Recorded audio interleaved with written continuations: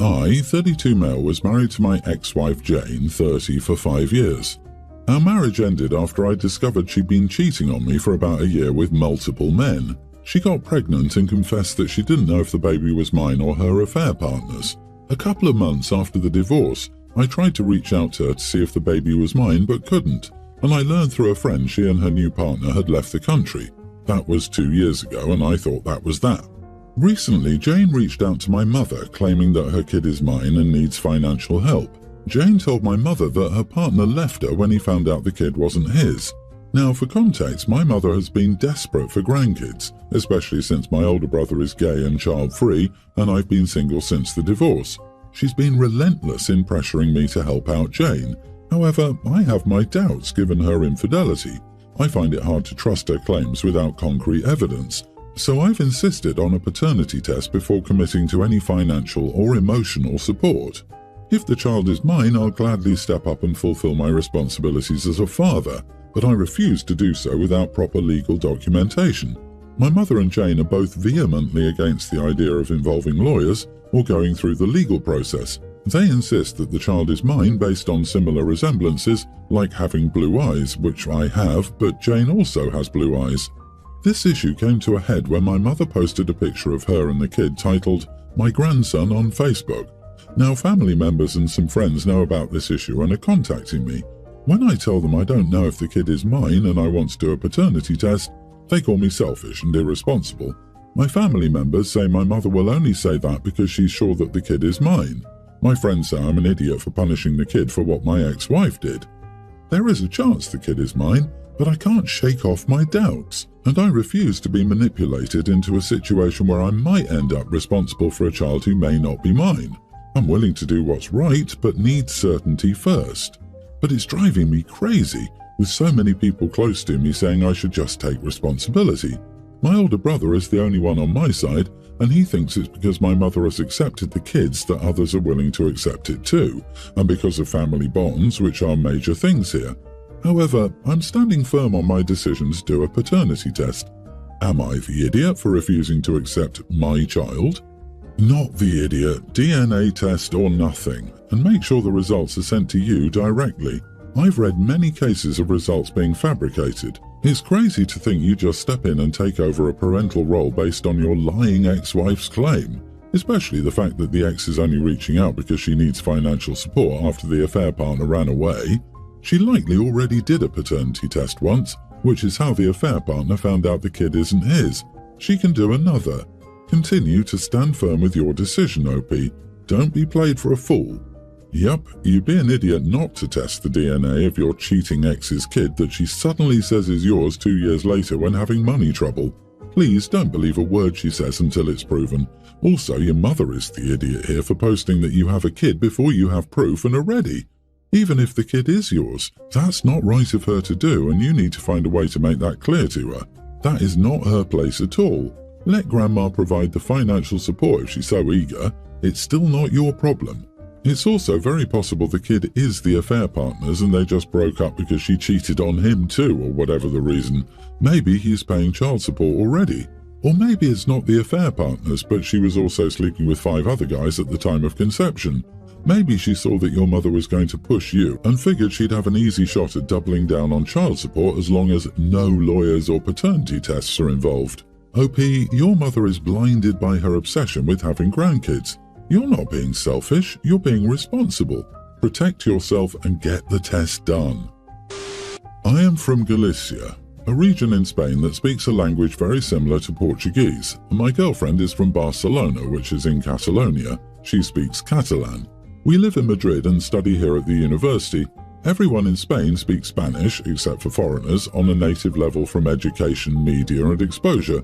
There's no such thing as a Spaniard who only speaks Basque, Catalan or whatever, unless they're 90 plus years old from some small village. And even then they would still know the basics of Castilian Spanish. I know I'm going to get some comments about this. Okay, so here's the conflict. People from Catalonia are often very nationalistic and will sometimes refuse to speak Castilian. When I was in Valencia and someone said, "Speak properly, speak Valencian," a dialect of Catalan, when I asked her for directions in Castilian Spanish. My girlfriend invited me over to her parents' house in Barcelona. They talked among themselves for a bit in Catalan. I understood maybe a half or two-thirds of it. They greet me in Catalan and I say in Castilian that I don't speak Catalan, I'm from Galicia. They said something in Catalan to each other, which I think was negative. We eat dinner. Her sisters and their husbands are there and discuss things in Castilian. They often say things to each other in Catalan, which I thought was rude, but I let it go. They kept switching to Catalan during our conversation, and I politely reminded them 5 times that I don't speak Catalan. They would go back to Castilian, but then switch back to Catalan. I go outside to take a breath of fresh air. My girlfriend joined me and I asked her what the heck her family's problem was and why they kept excluding me from the conversation. She said they hate speaking Castilian. I told her that's BS. I heard her dad speaking Castilian to someone in Peru during his Zoom meeting. He took a 30-minute Zoom call while I was there and the mom was preparing food, and he never switched to Catalan. We joined back and they started asking me my opinion about things. I responded, I asked them questions, and they just responded back in Catalan and responded to each other's responses to that in Catalan, and I just had enough and said, I'm leaving now. The food was good, but I just can't stand the rudeness. I told you so many times I do not speak Catalan. I don't feel welcomed, so I'm going. Goodbye. And the father says, how damn rude. We prepared such a good meal for you and you're leaving it unfinished. We spent hours on this. They made an entire goose and like 5 side dishes. I said, I told you I don't speak Catalan. Why should I be here when you can't even respect me enough to speak in a common language? I never spoke to you in Galician, Portuguese, English or Romanian. Screw you, idiots. I grabbed my stuff and left. I had 15 missed calls from my girlfriend last night and I stayed at a friend's parents' home nearby. We haven't talked in a day and I don't know what to do now. Everyone's the idiot here. It sounds like your girlfriend didn't stand up for you even after you politely reminded her family multiple times that you don't speak that language. You even spoke to her about this and she still did nothing. She put you in a very awkward and uncomfortable position. She could have stood up for you and told her family to knock it off. Your outburst was unbecoming of you. Just because they were rude didn't mean you had to be even ruder. Making a scene and stomping off like that wasn't the best option, and 2 wrongs don't make a right. You should have taken the high road or at least calmly mentioned in leaving that you were frustrated by them purposely speaking to you in a language you don't speak. Screw the high road. Stand up for yourself. OP's not the idiot. They were just flat out rude. Deliberately so. Out of some parochial pride, they switch in the middle of a conversation with you to the local language they know you don't speak, rather than speaking the common tongue they know everyone present can speak and understand. You don't get to give someone the finger repeatedly and then get all offended when they aren't willing to put up with it anymore. Pal, you can stand up for yourself without cursing your future in-laws the first time you see them. OP, you are the idiot. I think you can refer to her as your ex-girlfriend. Let her find a Catalan boyfriend. Better for everyone. Responding to rudeness with more rudeness does not make you right. You went way over the top with your anger. You need to work on your anger issues. If you can't leave an argument without losing your temper and insulting people, this will negatively impact your whole career. My dad owned 170 acres where he and my mom built my childhood home. 25 years ago, I was divorcing my toxic ex-husband and Dad gave me 60 acres of land. They moved my young children and me to my childhood home to live with them while they built my future house beside them. 5 years later, I asked my dad to set a price and allow me to pay him back. I did at a price Dad sat below the land and house value, but at a price I could afford as a single mother. I purchased the land legally. I have the deed to the land in my name only. I've lived beside my parents for 24 years now. I have 2 sisters who live hours away. Both of my parents have recently died. Dad's trust states that every asset be divided equally between his 3 daughters. As for the land, they will each receive 1/3 of Dad's 110 acres. Hours after Dad's funeral, my 2 sisters confronted me, stating that his trust was unfair to them. They stated that I already have 60 acres, and if I get 1/3 of Dad's 110 acres, about 35 acres, I will have a total of 95 acres and they will each only have about 35 acres.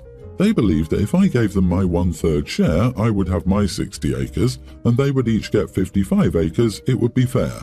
Through the years, Dad had 2 opportunities to change his will and trust after I purchased the land and house, and he didn't. Additionally, my sisters never discussed their feelings with Dad. 2 days later, in texts, one of my sisters apologized twice for her behavior. The other sister hasn't apologized, spoken, called or texted. I've made the decision not to give them my share of the inheritance. I won't even consider it. My decision to keep my share of my inherited land has cost me a relationship with my sisters. Yet I've done nothing wrong. I didn't initiate this. I've been told I'm wrong. I'm being treated as if this is my fault. I'm being treated as if I'm the idiot. Why do I feel like I am the idiot? Edit, I told them I owned it and had a deed. They didn't ask to see the deed. Instead, they searched the courthouse 3 days before the funeral.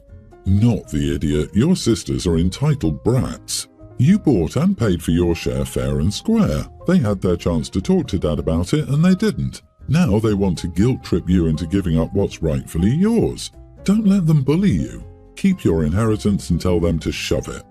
Exactly. By the way, OP's decision to keep the land did not cost her a relationship with her sisters. Her sisters' greed and unwillingness to accept the wishes of her deceased parents is what ruined their relationship. Honey, stand your ground, pun intended, and take the 1/3 of the 110 acres. Your sisters are greedy and trying to guilt trip you into giving them land that should be yours. You bought and paid for the land you live on. It's yours, not part of the inheritance. If your dad wanted to divide his land for just your sisters, he would have written a will that reflected that. Good riddance. You'll be better off without your sisters.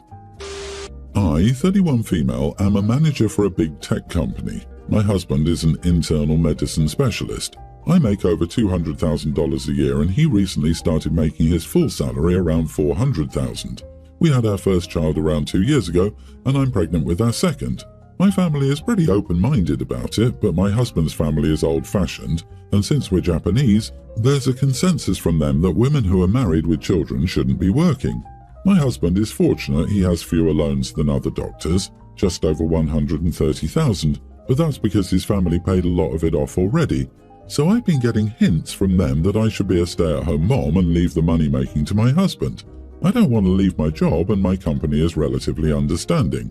I got 6 months off, 3 months with full pay and 3 months without, for my first child and could keep my current position. The male members of my team are also able to take paternity leave, so I don't see why I have to leave my job. I also paid most of the bills while my husband wasn't making much as a resident. My aunt was a stay-at-home mom and to supplement her income in retirement, she babysat my son. She will also look after my youngest child when my maternity leave ends. I've also been guilted by other mums, especially my husband's co-workers' wives, since most of them who are not doctors become stay-at-home moms. But I don't see why I need to. My husband and I outsource all of our cleaning, grocery delivery, lawn maintenance, etc., so all we do is cook. So almost all of our time at home is spent together as a family. And apart from the rare occasion we both work 9 or 10 hours a day, with me working a bit less as I don't have a commute. Even then, we still save much more than if I were a stay-at-home mom. But my mother-in-law has commented that it's not right to outsource these things because a mother shows her love by cleaning after her kids and husband. My mother-in-law recently came over and while eating dinner she said the food was great and complimented me. I said my husband made the food, he finished work early and I was in a meeting with a customer. And she was shocked and said it wasn't right that my husband had to do any work after his long shift. I got annoyed and said that I was working longer than him today, and she said, well then you should quit so you don't need to. I got mad and told her I saved over $12,000 a month after paying to outsource work I didn't have an interest in doing anyway. With that money we can send our children to top schools and have undergrad and probably grad school paid for. So it's ridiculous to expect me to quit just because she has old-fashioned ideas that women need to be on their knees scrubbing away. My mother-in-law was offended, but my husband told her it's already settled and I'm going to still be working. But everyone always telling me I'm a bad mom if I don't quit my job has worn me down. Am I the idiot for telling my mother-in-law I make too much to be a stay-at-home mom? Not the idiot for shutting her down. However, it's more effective to cut it off at the root. Husband and I are perfectly capable of making the best choices for us and our kid, thanks, rather than answer her butting in a way that doesn't necessarily make sense. If someone earns $200,000 and wants to be a stay-at-home mom, more power to them. It's about the right choices for the individuals involved, not specific careers or incomes. I don't need to know what you make or how much you save under various scenarios. All I need to know is that you and your husband agree and your family is thriving. I think you're correct, but it does sound like mother-in-law has been pressing the issue and won't stop attempting to interfere and control another woman. It just sounds like mother-in-law refuses to respect them and take a hint. Girl, go get that money, but consider both sides. In a few years, will you regret not staying at home with your older kids, or will you regret having quit your job and giving in to the pressures around you? Do what you want to do. I always hate when people say that you'll regret not spending time, because I feel it's most often directed at moms. She's working very normal hours and hours similar to her husband's.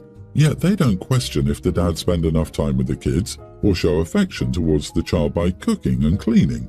Mother-in-law saying OP needs to do these things to show affection and love makes me question if she was one of those types of parents and doesn't know there are other ways to love your children.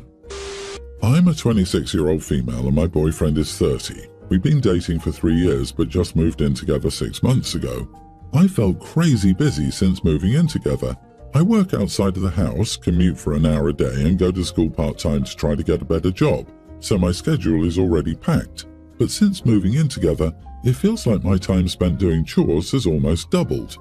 I talked with my boyfriend about this, hoping we could come up with a reasonable chore schedule, but he's adamant that he's doing as much as he can.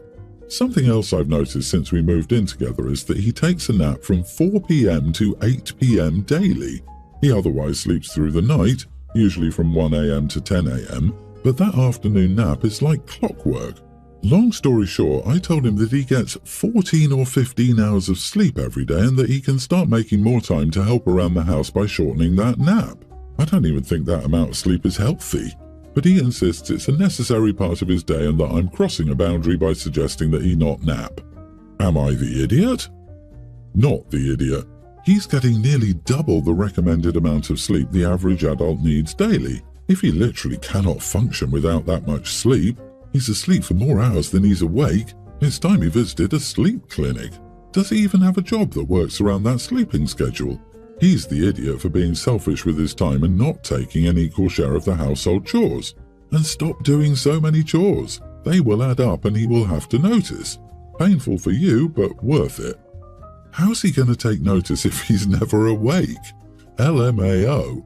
On a serious note, oversleeping is associated with many health problems like type 2 diabetes, heart disease, obesity, depression, etc.